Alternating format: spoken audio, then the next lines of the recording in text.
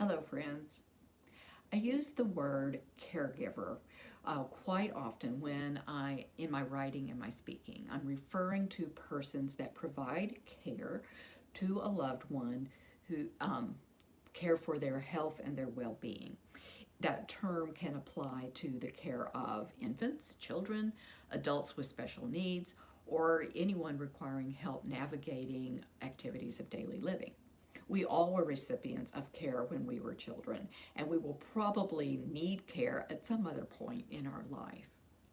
Hello, I'm Dr. Renee Harmon, and I am the caregiver, or I was the caregiver for my husband Harvey, who had younger onset Alzheimer's disease, and I detail our story in my memoir, Surfing the Waves of Alzheimer's.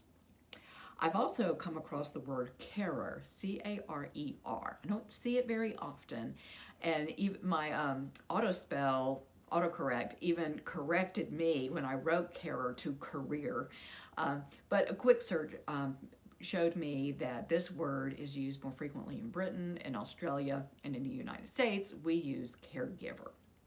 I've also heard people refer to caretakers, as in she is her husband's caretaker. And this term sits uncomfortably with me. I tend to think of caretakers as persons that are responsible for inanimate objects, right? Like a garden or an estate.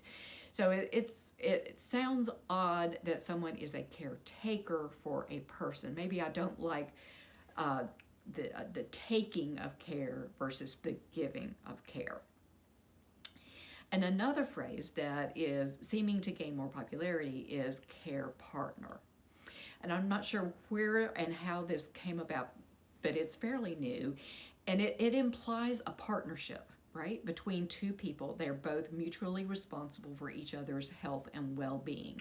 It would involve questions such as, how are you doing today? How can I help you today? What do you need from me to feel good? And it could certainly include a partner that has a chronic illness, but they're both mutually taking care of the other's health and well-being. Well, that aspect of care partnership just is not as possible when one of the partners has dementia. The level of awareness of the partner with dementia just doesn't allow for that type of mutual partnership. And I found that Harvey was really unable and very rarely expressed concern for my well-being during the time with his illness, for no fault of his own. But also at the same time, I did not feel like his caregiver early on in the disease because he was so capable of so much. I felt more like an overseer where I could just kind of make sure things were running smoothly with his abilities and his disabilities. And actually that sounds more like a caretaker.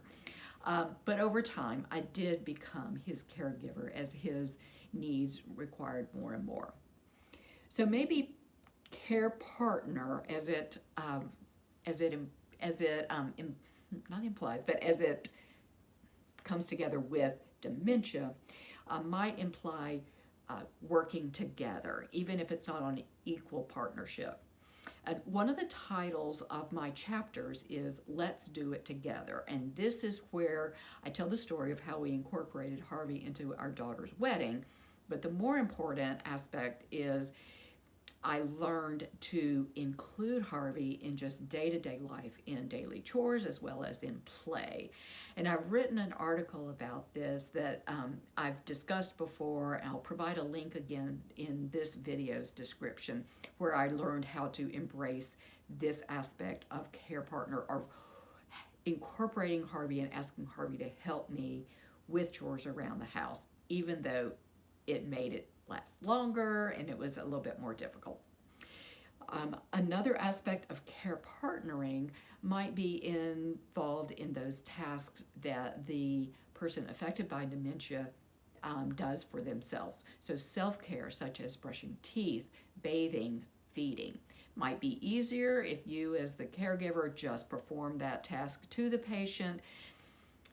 How much better if you can guide and help your loved one retain agency of his or her own body and help them do those type of tasks. So no matter if you call yourself a caregiver, a caretaker, a carer, or a care partner, your loved one deserves and needs your loving, respectful care. Take care of yourself and be well and keep your balance. Thank you.